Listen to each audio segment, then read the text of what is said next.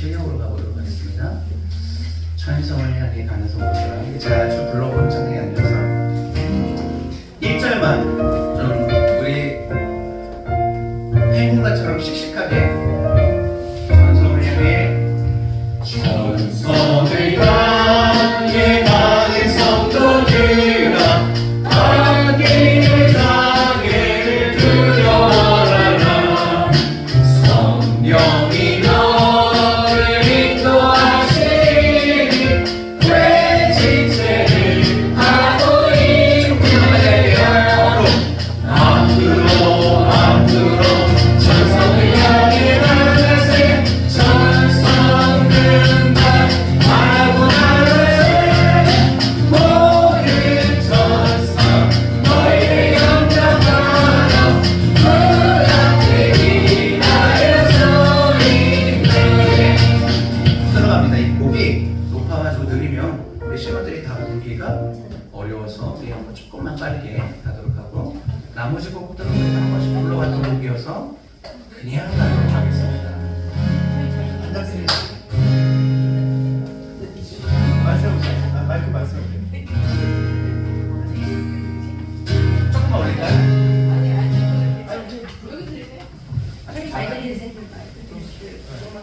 마이크를 가까이 하세요. 네. 좋습니다. 우리 기도하고 예배 들어가도록 하죠. 예배 위해서 기도할 때 주여 이곳을 주목하시고 이곳에 임하셔서 우리의 예배를 받으셔서 우리가 기도하면서 우리의 마음을 우리의 시선을 주님께 모았으면 좋겠습니다. 우리 함께 예배를 중보하며 기도하죠. 함께 기도하십니다.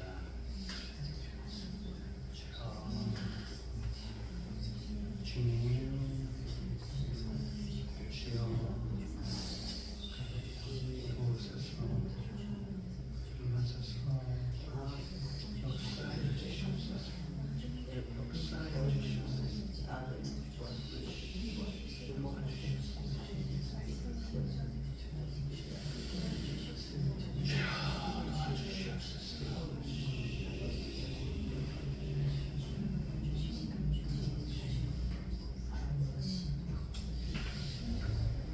모든 말씀 예수님의 이름으로 기도합니다. 아멘. 환영합니다. 또 예배 드리다 보면 더 오실 것 같은데요. 우리 앞뒤 분께 인사하도록 하겠습니다. 잘 오셨습니다. 감사합니다. 환영합니다. 잘 오셨습니다. 반갑습니다. 네, 반갑습니다. 네. 우리 함께 좀 빠른 찬양으로 갈 텐데요. 또 불러보니까 부를만 합니다. 어렵지 않습니다. 겁먹지 않고 이 흐름에 따라가시면 됩니다. 우리 함께 찬양으로 금요 예배를 시작하도록 하겠습니다.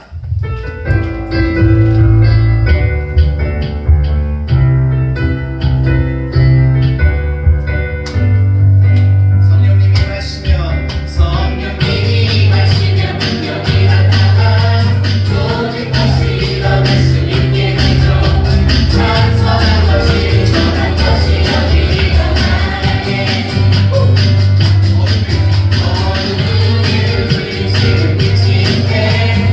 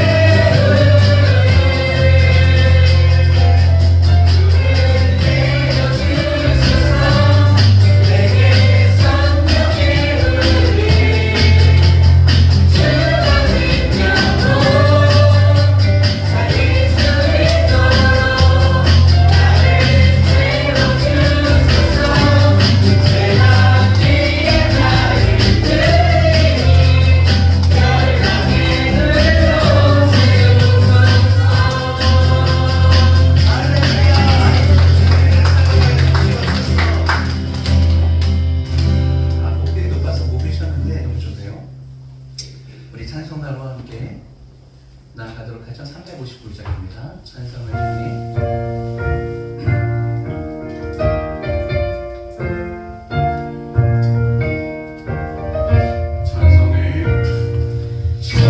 성을 향해 가는 성도들아 함께 자리를 두려하라 성령이 너를 인도하시니 왜 지체를 하고 있느냐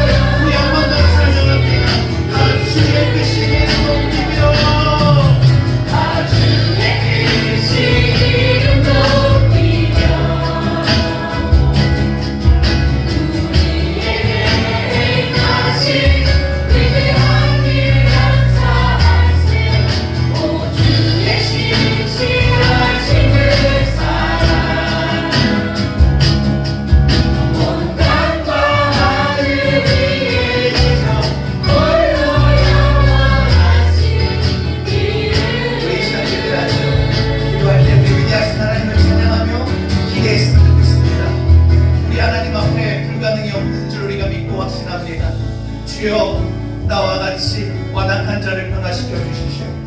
나와 같이 교만한 자를 주여 깨닫게 하여 주셔서 주님 앞에 자복시켜 주시옵시고, 내가 간절히 주를 소망할 때 주여 내 안에 크고 놀라운 역사를 오늘 이 밤에 이루어 주시옵소서. 주여 갈망하오니 오셔서 우리 가운데 크고 놀라운 일들을 행하여 보여주시옵소서. 주여 한번 외치고 기도합니다. 주여.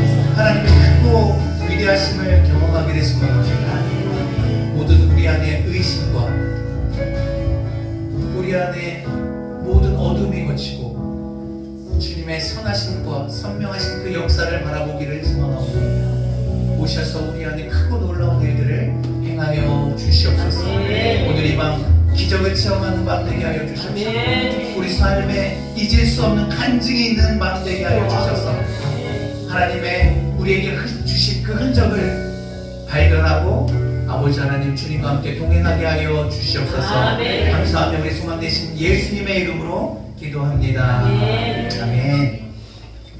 우리 감사합니다. 우리 말씀 보도록 하죠. 오늘 에스겔에서 13장 말씀 들고 있었습니다. 우리 하나님의 말씀 에스겔 13장 1절부터 5절입니다.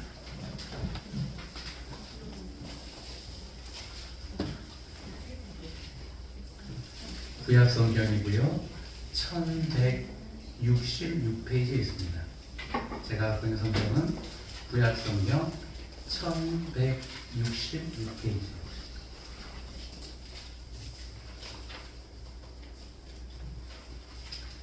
에스겔에서 13장 1절부터 5절 보도록 하겠습니다.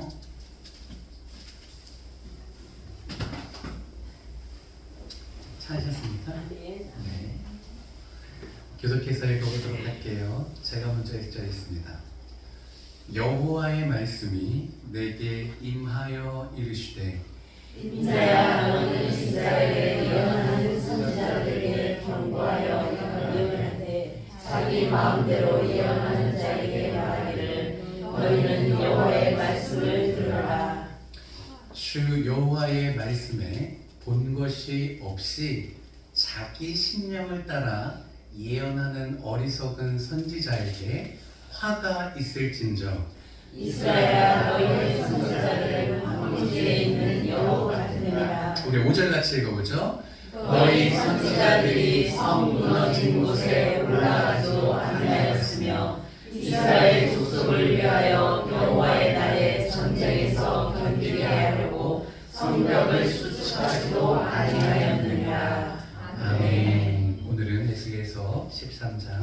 1절부터 5절 말씀을 본문으로 우리를 중보자로 부르신 하나님, 우리를 중보자로 부르신 하나님이라는 제목으로 은혜를 나누려고 합니다.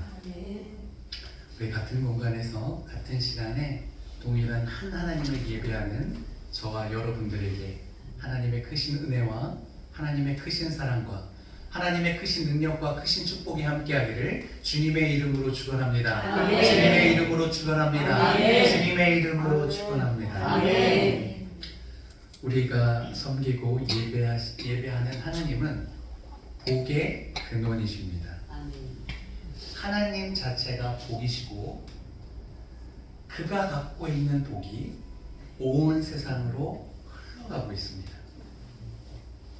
하나님께서는 이 세상에 복을 주시는 방법이 있는데 그 방법은 하나님의 자녀가 복되게 하시고 그 자녀를 통해서 복을 전달하고 흘려내려 보내시는 방법입니다. 그러므로 우리가 매우 중요한 존재가 되는 것이죠. 그래서 하나님의 자녀를 우리는 축복의 통로라는 단어를 써서 표현하기도 합니다. 이의 근거는 뭐냐면 창세기 12장의 말씀입니다. 하나님께서 창세기 12장에 아브라함을 부르십니다. 그리고 내게 보여줄 땅으로 가라 라고 말씀하시고 명령하신 것 뒤에는 그랬을 경우 주실 복에 대해서 설명합니다. 너를 큰 민족을 만들고 내 이름을 창대하게 하겠다 라고 말씀하셨는데 큰 민족도 위대한 복이고 이름을 창대케 하는 것도 큰 복인데 그 이후에 하나님께서 더 놀라운 복을 말씀하고 계십니다. 창세기 12장 2절과 3절 우리 한번 확인해 보도록 하겠습니다. 함께 읽어볼까요? 시작. 내가 너로 큰 민족을 이루고 내게 복을 주어 내 이름을 창대하게 하리니 너는 복이 될지라. 3절. 너를 축복하는 자에게는 내가 복을 내리고 너를 저주하는 자에게는 내가 저주하리니 땅의 모든 족속이 너로 말미암아 복을 얻을 것이라 하신지라. 민족이 되는 것도 중요하고 큰 이름을 창대하게 하는 것도 중요한데 더 큰 복은 2절 하반절에 있습니다. 너가 복이 될 것이다 말씀하셨습니다. 그냥 아브라함 자체를 복으로 삼으셨고 그를 축복하면 축복하는 자가 복을 받고 거꾸로 아브라함을 저주하는 사람이 있으면 그 누구도 내가 그를 가만두지 않고 저주하시겠다 말씀하셨습니다. 신기하지요. 그리고 땅의 모든 족속이 너로 말미암아 복을 얻을 것이다 라고 말씀하셔서 복의 근원이신 하나님의 그 복의 근원을 아브라함에게로 옮겨버리신 것입니다. 그렇습니다. 영적으로 아브라함의 후손으로 태어난 우리의 정체성은 뭐냐면 하나님의 자녀이면서 우리가 바로 복이라는 사실입니다. 사랑하는 성도님, 저와 여러분이 이 밤에 복의 근원인 것을 깨닫고 우리 삶 가운데 드리워진 모든 근심과 걱정과 염려가 떠나가고 주께서 허락하신 복의 놀라운 역사가 우리 삶에 가득 차기를 주님의 이름으로 축복합니다. 아멘. 우리는 복을 소유했을 뿐만 아니라 이 복을 흘려내려 보내고 누군가에게 전달하는 복의 통로, 축복의 통로라는 표현을 제가 말씀드렸죠. 그런데 이것을 다른 말로 말하면 중보자라는 표현입니다. 복의 근원이신 하나님과 이 세상과의 연결고리, 중간에 통로가 되어서 누군가에게 이 복을 흘려보내는 존재, 그것은 중보자라는 것이죠. 중보자라는 것은 단순히 누구를 위해서 기도하는 것을 뛰어넘어서 내 자체가 복의 연결점이라는 겁니다. 지혜가 없는 자는, 미련한 자는 우리가 그렇게 위대하고 존귀한 존재인 것을 모르고 저주하는 것이죠. 여러분, 우리가 하나님을 소유하고 계십니까? 하나님의 복덩어리가 되었습니까? 여러분을 멸시하고 경멸하는 사람은 정말 무지해도 보통 무지한 자가 아닙니다. 그런 무지한 자 때문에 마음 흔들리지 마시고 하나님께서 그들을 보복하실 것에 대해서 신뢰를 가지시고 사랑으로 섬김으로 우리 삶에 놀라운 역사가 있기를 주님의 이름으로 축복합니다. 아멘. 그래서 오늘 성령의 시대를 살아가는 우리들에게 성령께서 우리 안에 있는 이 중보자로서의 역할을 다시 한번 일깨워 주셔서 이 역할을 잘 감당하는, 깨달아 감당하는 시간이 되기를 소망합니다. 아멘. 본문의 배경을 보면 에스겔입니다. 에스겔은 포로 때 끌려간 자예요. 그는 제사장의 아들이었고 제사장의 직분을 감당할 사람이었는데 그냥 포로로 끌려가게 됩니다. BC 예수님이 태어나시기 전 605년에 첫 번째 바벨론이 이스라엘을 침공해서 그때 다니엘과 세 친구가 끌려갔습니다. 우리 2주 전에 세 친구의 이야기 들었죠? 지난주인가요? 무릎 꿇지 않은, 그죠? 절하지 않는 한 사람 사드락 메삭 아벳느고의 얘기를 지난주에 들었습니다. 그때가 605년도입니다. 시간이 지나서 597년에 BC죠. 그때 에스겔이 끌려갑니다. 소년이었는데요. 그리고 시간이 지나서 끌려간 지 5년 만에 하나님으로부터 부르심을 받습니다. 그들이 포로로 끌려가서 살았던 곳은 에발 강가인데 그곳에서 1902년에 하나님의 음성을 듣게 되고 정말 나의 백성, 패역한 백성, 나를 배신한 자들을 위해서 하나님께서 말씀을 전하는 자로 부르시겠다라고 2장에 말씀하시고 3장에 와서 두루마리가 막 날아다니는데 당시에는 책이 없으니까 이렇게 나무 껍질이나 동물의 가죽에 글을 쓰고 그것을 길었는데 그것을 말아서 두루마리에 글씨를 보존했는데 날아가는 두루마리를 받아서 먹으라고 해서 먹었습니다. 배에 채웠습니다. 그랬더니 이 두루마리가 하나님의 말씀을 상징하는 것인데 꿀처럼 달다라고 3장에 기록하고 있고 17장에 뭐라고 말씀하시냐면 3장 17절에 너는 파수꾼이 되어라. 그래서 나의 백성을 위하여서 나의 말을 대신 전해서 그들을 깨우치라 라고 말씀하셨습니다. 아멘. 선지자로 삼으신 것이죠. 그래서 에스겔을 선지자라고 삼으셨고 오늘 이어서 몇 장이죠? 13장에 이렇게 말씀하십니다. 1절과 2절 읽어보도록 하겠습니다. 시작. 여호와의 말씀이 내게 임하여 이르시되 2절 인자야 너는 이스라엘에 예언하는 선지자들에게 경고하여 예언하되 자기 마음대로 예언하는 자에게 말하기를 너희는 여호와의 말씀을 들으라. 하나님의 말씀이 그에게 임했습니다. 그리고 인자야 에스겔을 부르면서 이렇게 말합니다. 내가 그들에게 말을 주지 않았는데 거짓 예언을 하는 자기의 마음대로 예언하는 사람들에게 가서 경고하라는 겁니다. 그들에게 화가 있을 것이고 그들에게 하나님의 저주가 있을 것이라는 겁니다. 그러니까 오늘 말씀의 대상은 누굽니까? 거짓 선지자들입니다. 그런데 거꾸로 말하면 하나님께서 거짓 선지자들에게 말씀하시는 잘못된 행실을 지적함으로 우리가 하나님의 중보자로서 어떤 삶을 살아야 되는지 이 안에서 교훈을 세 가지 도출해서 살펴보려고 합니다. 첫 번째, 중보자는 먼저 보는 사람입니다. 3절 읽어보도록 하겠습니다. 중보자는 먼저 보는 사람입니다. 3절 함께 읽어볼까요? 시작. 주 여호와의 말씀에 볼 것이 없이 자기 신념을 따라 예언하는 어리석은 선지자에게 화가 있을진저. 에스겔은 수많은 환상을 보았습니다. 그 중에서 우리가 대표적으로 알고 있는 게 마른 뼈 환상입니다. 에스겔 37장에 나오는데 하나님께서 어느 날 사망의 골짜기로 데려가십니다. 환상 중에 보는 것이죠. 근데 그 골짜기에 마른 뼈가 가득해요. 얼마나 끔찍합니까? 완전히 물기가 없는 뼈들이었어요. 그런데 하나님께서 그곳에 성령이 임하라 라고 말씀이 영이 임하라 그랬더니 그 뼈가 주님의 군사가 되는 놀라운 환상을 보여주셨습니다.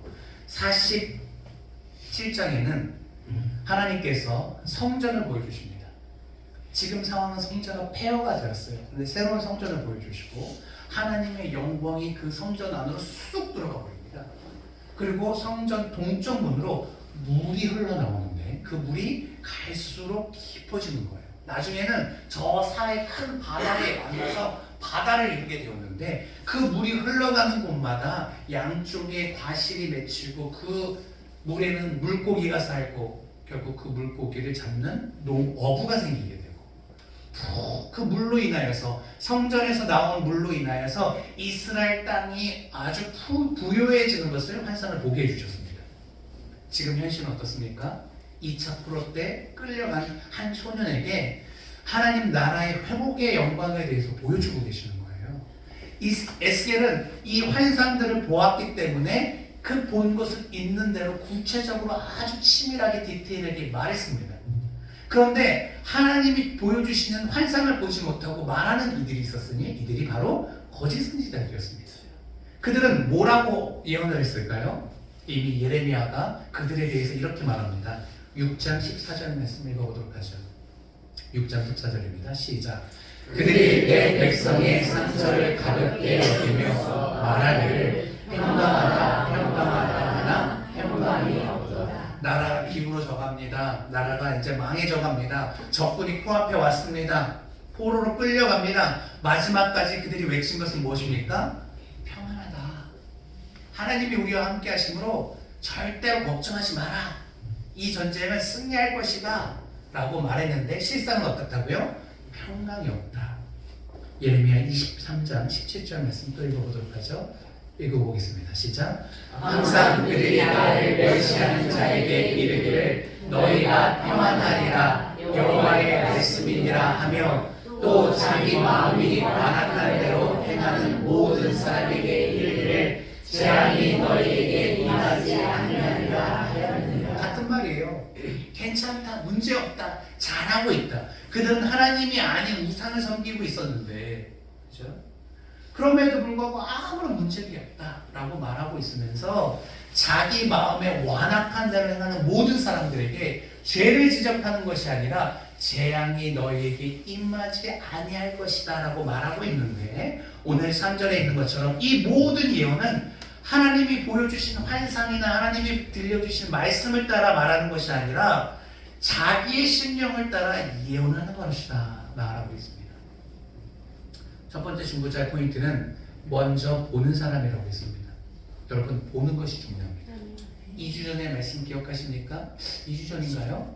엘리사 얘기를 하면서 사환이 혼호에 몰려서 그죠? 아주 죽게 될 지경에 이르렀을 때 하나님 그의 눈을 떠 보여주세요라고 실제로 떴더니 불말과 불병거가 가득한 것을 보면서 이것이 걱정할 것이 아니라는 것을 깨닫게 되었습니다. 우리는 보는 자가 되어야 됩니다. 그리고 보지 못하는 사람들에게 보게 해야 됩니다. 그럼 무엇으로 봅니까? 지금 에스겔에게 임한 것은 하나님의 말씀입니다. 말씀을 통해서 우리가 보지 못하는 영적인 세계가 열리게 되는 거예요. 여러분, 교회는 어떤 교회를 다녀야 됩니까? 말씀이 들리는 교회를 다녀야 됩니다. 저는 어떤 목회자가 되려고 노력해야 되냐면 여러분들이 들릴 수 있는 말을 설교를 하는 목회자가 되어야 되는 거예요. 그것을 위해서 저는 최선을 다해야 됩니다. 그리고 여러분은 이 말이 들려야 돼요. 그래야지 보게 됩니다. 우리 남궁성전 집사님 고3 딸 우리 예담이가 문예담이에요. 이따 가끔씩 교회를 나옵니다. 교회를 안 다니고 있다가 거꾸로 고3이 되어서 이따 가끔씩 교회를 나와요. 수능을 앞두고 지난주 화요일날 왔었고 요번 주 수요일날 새벽 기도도 왔어요. 우리 남궁성전 집사님한테 물어봤어요. 그렇죠? 어떤 마음으로 나오는 거예요? 그랬더니 첫 마디가 이렇게 말씀하세요. 목사님 설교가 들린대요. 목사님 설교가 들린대요. 들려야 돼요, 말씀이. 믿음은 들음에서 난다고 했습니다. 들으면 믿음이 생깁니다. 믿음이 생기면 하나님이 우리에게 보여주는 이 꿈과 환상을 보게 됩니다. 그 꿈과 환상을 보면서 기도하는 거예요. 여러분 기도할 때 하나님 내게 우리 가정의 놀라운 역사에 대해서 보여주세요라고 기도하세요. 주님께서 보여주십니다. 그것을 보고 기도하면 기도가 너무 편해요. 근데 아무것도 없는 상황 속에서 기도하려고 하니까 힘든 거예요. 오늘 주어진 말씀을 꼭 붙잡으십시오. 그것을 그림으로 그려내십시오. 그리고 그것을 보고 기도하십시오. 선명하게 기도하면 그것이 실제가 되고 우리의 삶이 되고 역사가 되는 줄 믿습니다. 중보자는 어떤 자입니까? 보지 못하기 때문에 말하지 못하는 자예요. 하나님의 놀라운 계획을 보시고 말씀을 통해 깨달으십시오. 그리고 그것을 사람들에게 말하시고 기도하십시오.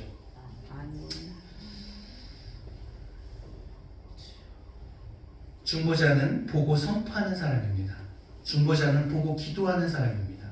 중보자는 하나님의 뜻을 깨닫고 이루는 사람입니다. 우리 모두가 하나님께서 우리를 중보자로 부르셨사오니 하나님 앞에 나아가 듣고 보고 그것을 이루는 그런 중보자의 삶을 살아가기를 주님의 이름으로 축복합니다. 두 번째 포인트는 뭐냐면 중보자는 무너진 성에 올라가는 사람입니다. 무너진 성에 올라간다. 이게 무슨 말인지 모르겠죠? 그래서 오늘 잘 오신 겁니다. 4절과 5절 말씀 읽어보도록 하겠습니다. 4절 5절 읽자 시작. 이스라엘아 너희 선지자들은 황무지에 있는 여호와 같으니라. 너희 선지자들이 성 무너진 곳에 올라가지도 아니하였으며 이스라엘 족속을 위하여 여호와의 날에 전쟁에서 견디게 하려고 성벽을 수축하지도 아니하였느니라. 4절 먼저 볼게요. 이스라엘아 너의 선지자들은 여기서 아까 2절에서 지적한 거짓 선지자들을 말하는 거예요. 하나님께서 보여주지 않았고 말씀을 주지 않았는데 그들의 심령으로 거짓 얘기를 한 사람들, 그들을 여우라고 비유하고 있습니다. 황무지에 있는 여우. 성경에 보면 여우는 딱 좋은 의미가 아니죠.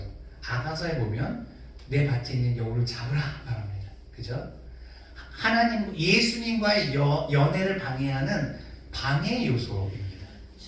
느헤미야 보면 성벽을 막 건축하려고 하는데 사마리아 사람이 비난하죠. 여우가 올라가기만 해도 무너질 것이다. 그러니까 약간 사단과 같은 이미지입니다. 그러니까 이 거짓 선지자들은 황무지에 있는 여우, 하나님의 놀라운 사역을 돕는 존재가 아니라 방해하는 존재, 무책임한 존재라고 말하고 있고, 그 모습이 어떤 모습이냐면 5절에 설명하고 있습니다. 이 거짓 선지자들, 여우와 같은 사람들은 무엇을 말하냐면 너희 선지자들이 성 무너진 곳에 올라가지도 아니한다. 그래서 거꾸로 중보자, 하나님의 사람, 하나님의 뜻을 받드는 복의 통로인 사람들은 무너진 성에 올라가야 된다라고 말하고 있는 것입니다. 영어로 보니까 킹 제임스 버전 보니까 무너진 곳에 올라가다라는 것을 이렇게 표현하고 있어요. Go up into the gap. 갭이라는 것은 이 뭐라 그러죠?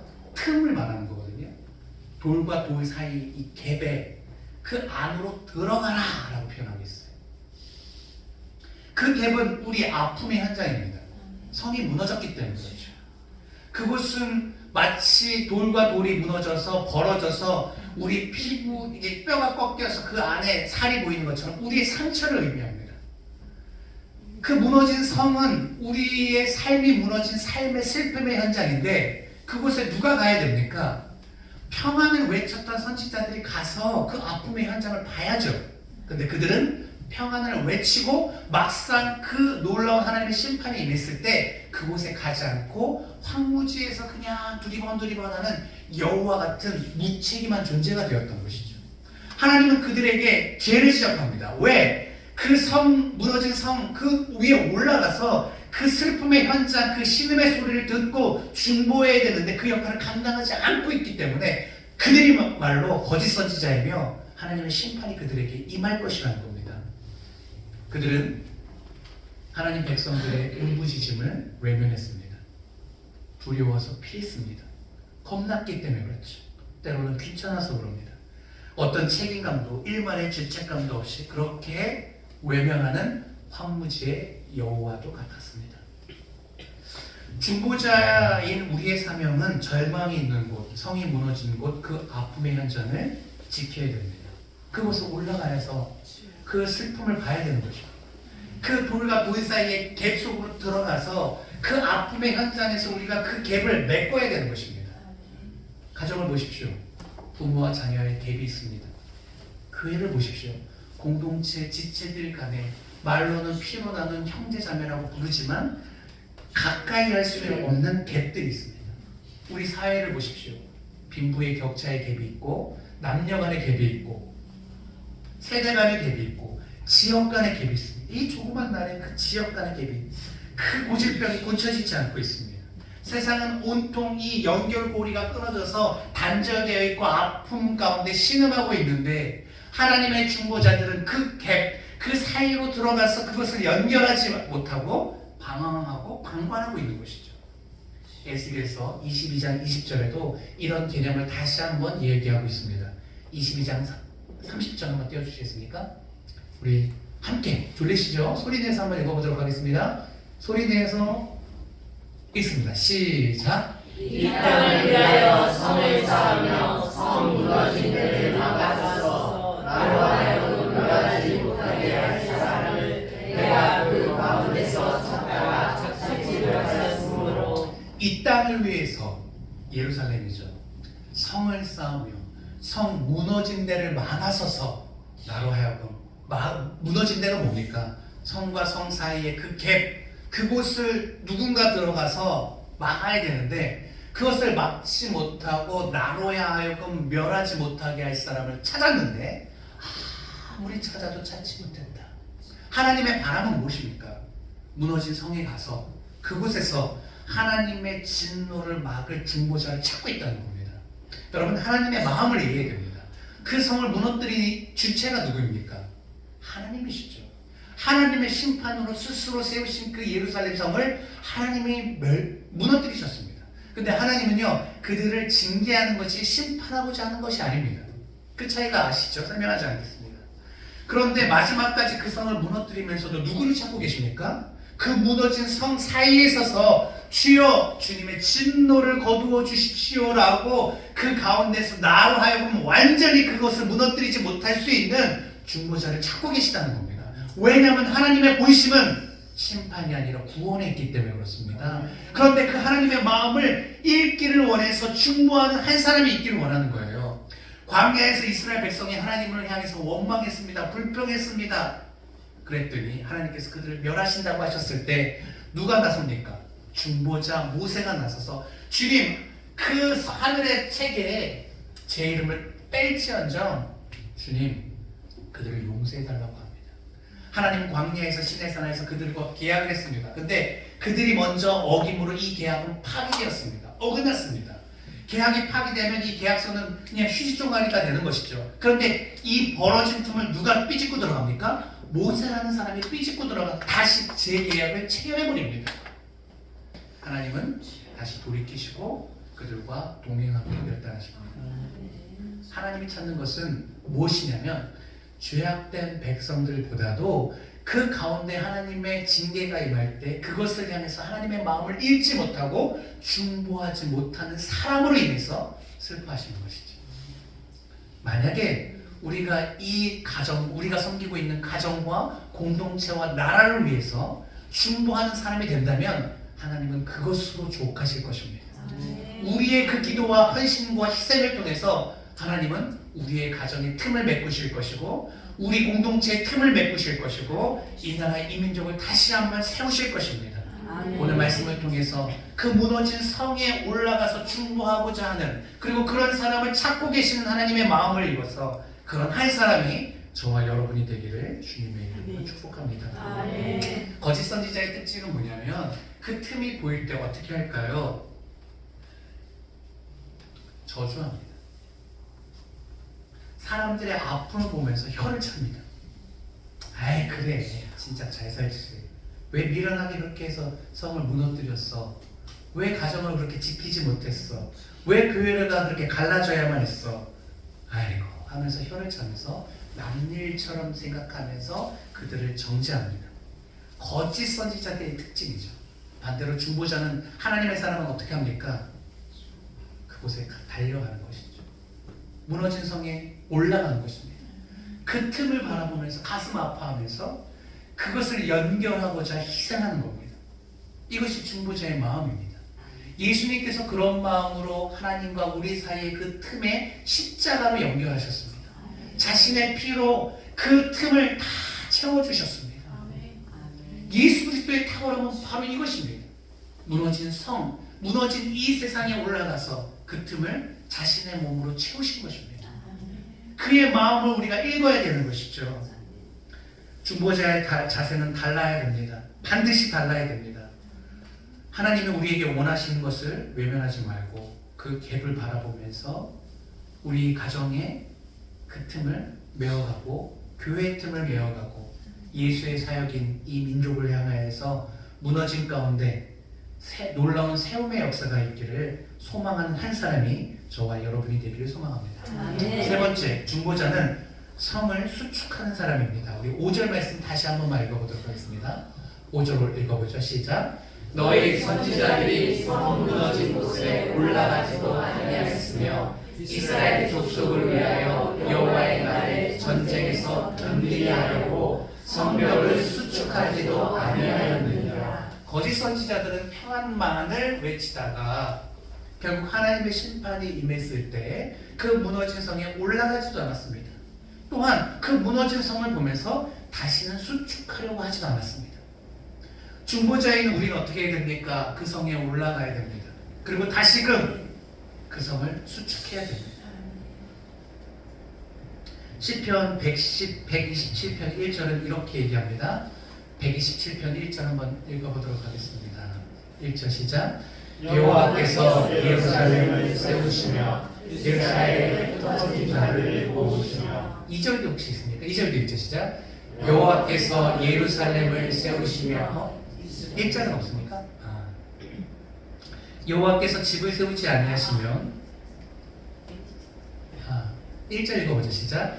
여호와께서 집을 세우지 아니하시면 세우는 자의 수고가 없으며 여호와께서 성을 지키지 아니하시면 파수꾼의 때가 있으니 헛되도다.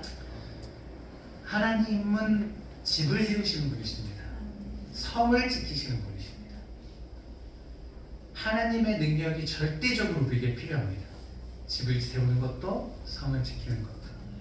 그런데 하나님은 이에 더하여서 자신이 귀히 여기는 집과 성을 지키고 세움에 우리와 함께하기를 원하십니다.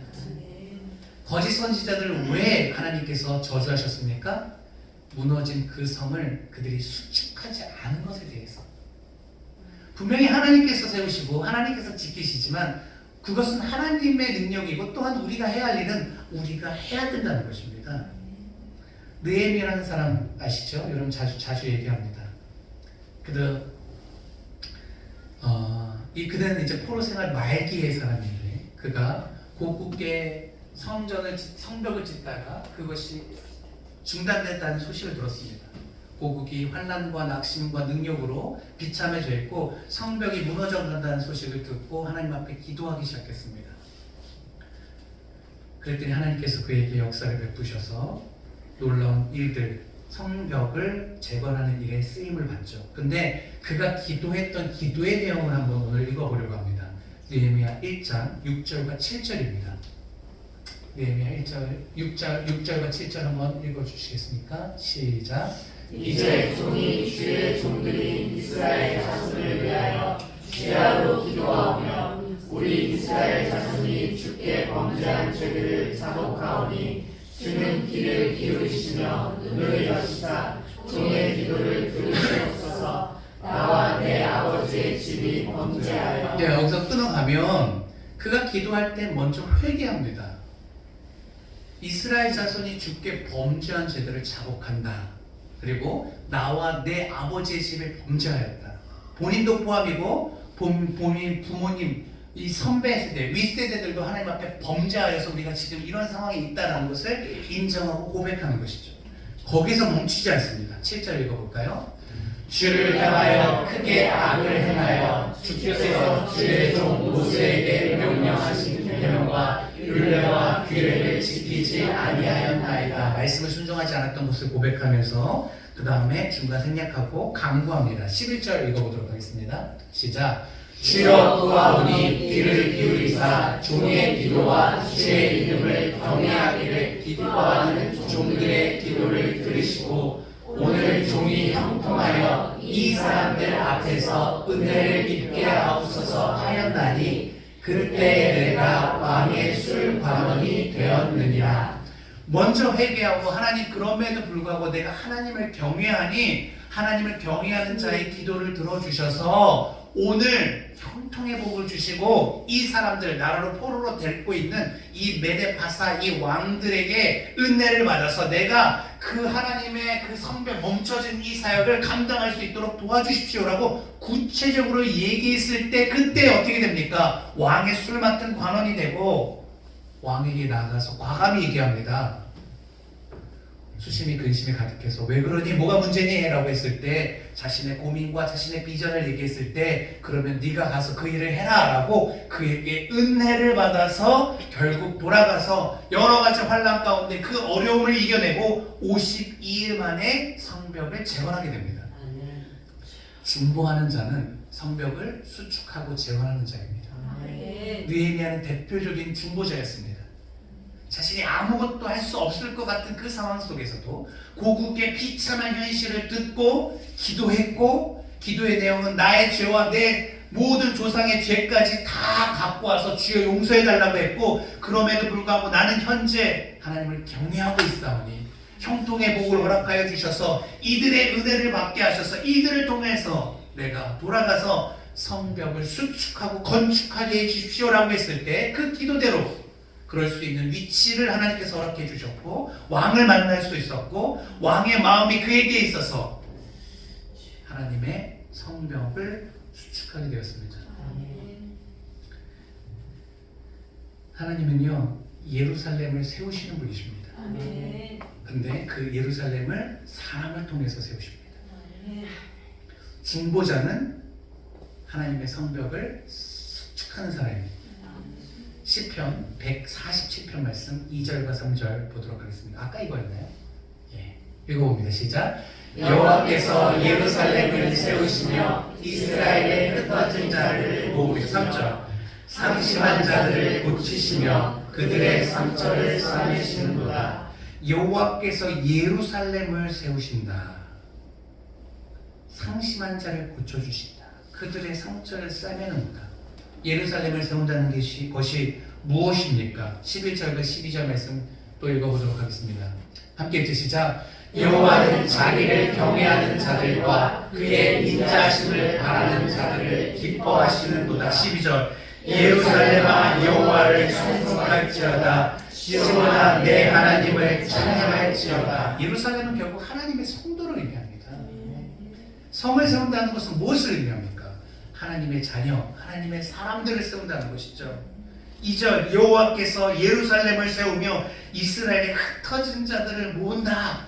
상심한 자를 고친다. 그들의 상처를 싸매는 보다. 결국 이 예루살렘 성이라는 것은 하나님의 백성을 의인화한 대표적인 상징적이라는 것입니다. 그리고 그 명사가 여성입니다. 하나님의 성도들을 의미하는 것이죠. 12절 예루살렘아 여호와를 찬송할지어다. 무슨 말입니까? 하나님의 백성들아 하나님은 너희를 세우시고 치유하시고 구원하시고 지켜주시고 보호하시니 그 하나님 우리를 세우신 하나님을 찬송하자는 겁니다. 중보자의 사역은 무엇이라 했습니까? 예루살렘 성벽을 수축하는 겁니다. 하나님의 비전을 받아서 하나님의 마음을 품고 한 영혼 한 영혼이 주님 안에서 이루어져가고 성전이 되어가고 성벽이 되어져 갈 수 있도록 그것을 기도하는 자입니다. 사랑하는 성도님, 우리 공동체 하늘꿈교회 공동체가 계속해서 중점으로 삼아야 하는 사역은 결국은 이 영혼들을 세워가는 겁니다. 예루살렘을 세워가는 거예요. 영혼고 우리가 모여서 할 것은 사업이 아니에요. 사업은 그냥 여러분 직장 가서 하시고 여러분 사업장을 통해서 그 꿈을 이루시는 거예요. 우리가 할 것은 교회 이름을 드높이는 것도 아닙니다. 한 영혼 한 영혼 예루살렘 이 예루살렘을 세워가는 겁니다. 그 무너진 그곳에 올라가서 그들의 아픔을 듣고 그들의 신음을 듣고 그 갈라진 틈으로 Go into the gap 안으로 들어가서 내 살로 그것을 채우는 겁니다. 사도 바울이 이렇게 말했습니다. 아직 내게 남겨진 이 예수 그리스도가 우리에게 남겨진 이 고통을 내 몸에 채우겠다고 말씀하셨습니다. 주님께서 이 세상을 완벽히 구원하시는 것이 아니라 그 놀라운 사명을 우리에게 주셨고 그것을 채우기고 감당하기 위해서 내가 고통 먹기를 마다하지 않겠다라고 말하고 있는 것이죠. 우리는 무너진 성으로 올라가야 됩니다. 그곳에서 신음소리를 들어야 됩니다. 외면하고 도망가는 것이 아니라 그곳에서 주님의 마음을 들어야 됩니다. 하나님의 심판이 있었지만 그것을 완전히 무너뜨리기를 원치 않았던 하나님의 마음을 얻어서 우리가 모세처럼 주여 이 땅 고쳐주십시오라고 기도해야 됩니다. 이 귀한 하나님의 자녀들을 멸하지 말아달라고 우리가 외치고 아픔으로 기도하면 주님께서 그 마음을 받으십니다. 그가 저와 여러분이 되어야 됩니다. 하늘꿈교의 핵심 사역은 영혼 구원입니다. 영혼을 복음으로 살려내는 것입니다. 복음의 능력으로 좌절 가운데서 절망 가운데서 이렇게 내는 것입니다. 꿈이 없는 인생, 죽기만을 간절히 바라는 그 영혼에게 예수의 십자가의 사랑을 통해서 알려진 하나님의 마음을 알려주는 겁니다. 얼마나 귀하고 얼마나 존귀한 자인지를 알려주는 겁니다. 그동안의 인생이 아무리 아프고 고달프고 실패하였고 상처투성이라 할지라도 여전히 하나님을 사랑하신다는 그 사실을 알려주는 겁니다. 그리고 예수의 사랑이 우리를 살게 하여 우리의 인생이 얼마나 귀하고 복된지를 깨닫게 해주시는 겁니다. 과거와 아픔을 다 접고 일어나서 우리가 예루살렘 성전으로서 성으로서 세워져 가기를 기대하고 꿈꾸는 것입니다. 우리의 사명, 중보자의 사명은 그것을 세우는 것입니다. 이것이 주님의 마음입니다. 우리 삶의 최고의 가치여야 됩니다. 여러분 인생의 최고의 가치가 누구냐고 물어봤을 때 망설이지 마십시오. 내 인생의 최고의 가치는 영혼 구원입니다라고 대답하시면 됩니다. 그것이 정답입니다. 그것을 위해서 하나님께서 가정을 주셨고 그것을 위해서 여러분에게 재물 얻을 능력을 주셨고 그것을 위해서 사업장을 허락하여 주신 것입니다. 그 놀라운 은사들을 통해서 영혼 구원, 주님의 성전을 수축하고 그것을 세워가는 데 쓰임 받기를 원하는 것입니다.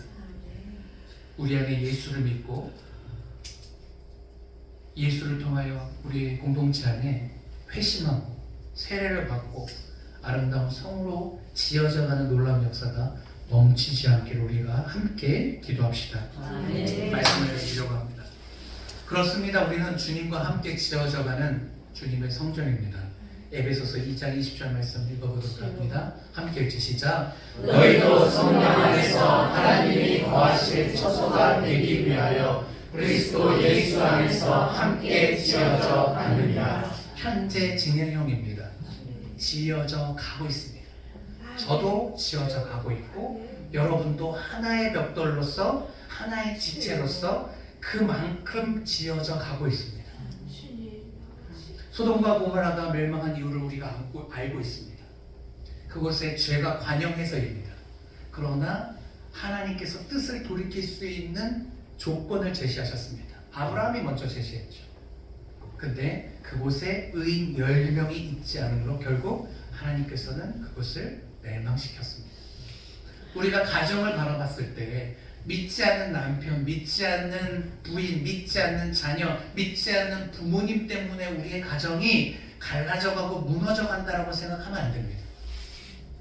그 틈 사이에 비집고 들어가서 그 갭을 채울 수 있는 무너진 성 속에서 그 가정을 세워갈 수 있는 중보자가 있어야 되는데 중보자가 없기 때문에 가정의 심판이 임하는 것입니다. 여러분, 그 한 사람 저와 여러분이 된다면 그 가정은 반드시 살아남을 것입니다. 그 심지어 부부가 있으면 얼마나 감사합니까? 정말 행복하셔야 됩니다. 불편하시면 안 됩니다. 한 사람만 있어도 그 가정은 반드시 살아남을 것입니다. 하나님의 복된 축복의 통로가 될 것입니다.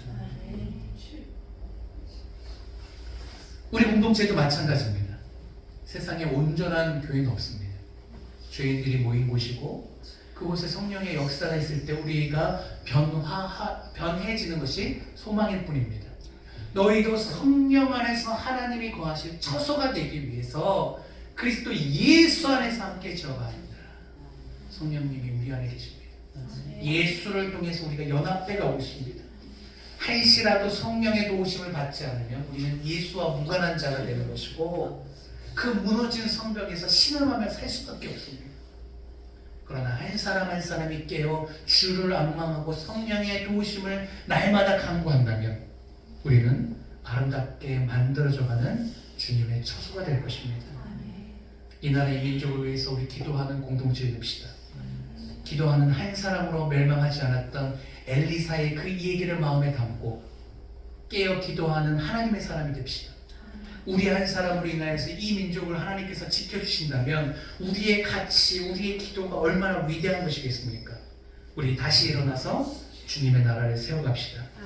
주여, 이 밤에 이 땅에 준비하신 성령의 비를 내려주셔서 우리 메마른 심령을 적셔주시옵시고, 무너져버린 우리의 영혼들을 다시 살려주셔서 중보자의 삶을 살게 해달라고 이 밤에 간절히 간구할 때 주님께서 예배하시는 하나님의 자녀 예루살렘을 위하여, 회복을 위하여 예배하신 그 성령의 비가 하늘 문이 열리고 우리 가운데 내려져서 우리 심령이 주님을 향해서 다시 살아나는, 사명이 살아나는 놀라운 아름다운 밤이 되기를 주님의 이름으로 축복합니다. 우리 찬양 한 장 부르시고 말씀 생각하면서 기도하는 시간 갖도록 하겠습니다. 요즘 종종 부르는 찬양 비를 준비하시니 시편 147편의 말씀을 근거로 작사한 내용인데요. 하나님께서 이 땅에 비를 준비하시고 회복을 꿈꾸고 계시고 그 사명자로서 중보자로서 저와 여러분을 부르시고 계십니다.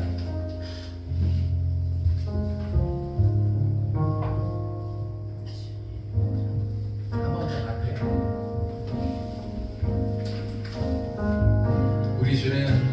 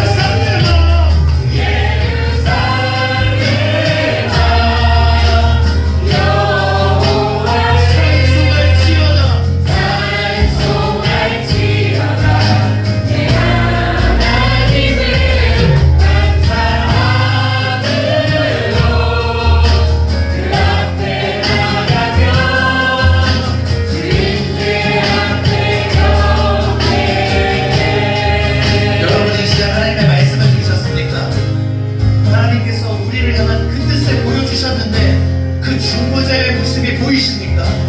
주님께서 무너진 성으로 올라가라 말씀하십니다. 얼마나 선명하게 우리에게 그려서 보여주십니까?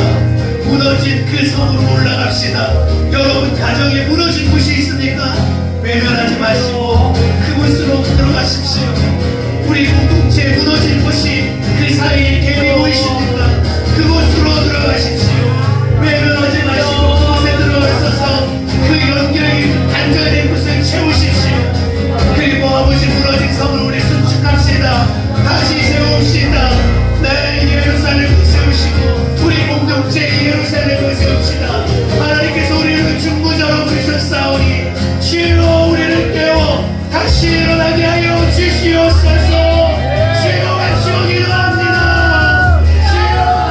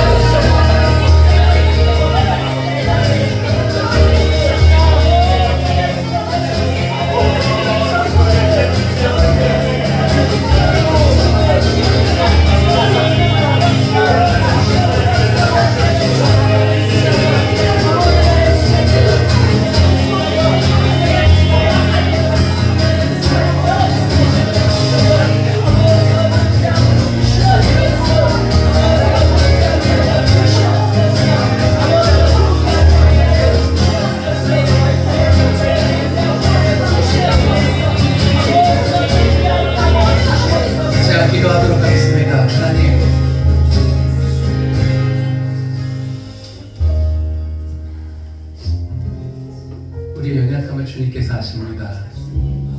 우리는 겁쟁이고 이기적이어서 무너져 가는데 삶도 외면하고 무너져가는 우리 가정도 외면하고 무너져가는 공동체도 외면하고 비난하고 책망하고 원망하며 살았습니다. 책임지지 못했고 방관했습니다. 황무지의 여우처럼 무책임한 삶을 살았습니다.